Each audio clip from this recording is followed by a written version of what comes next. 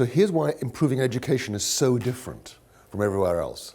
In education, the only way to improve is to stop people doing good things to give them time to do even better things. Very few teachers do anything that actually harms student achievement. So if that's the case, the only way to give teachers time to work on getting better is to stop them doing good things. And what is interesting, of course, is they resist even that. Because I say to teachers, I think you're spending too much time marking. And they say, are you saying what I'm doing is no good?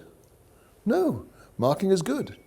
But just think that a different use of that time could have resulted in even more student learning. And that's the challenge, I think.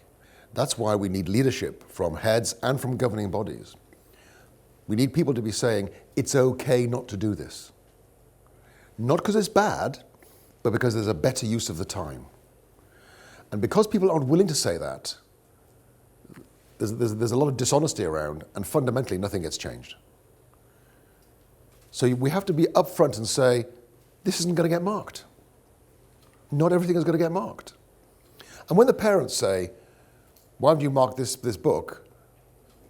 Why haven't you marked everything my child has done?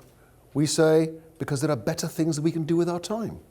We could mark everything your child does. But that means that we'd have less time to prepare teaching, and that means that the education your child would receive would be less effective. So the really challenging thing for leaders in schools is to create this culture where people accept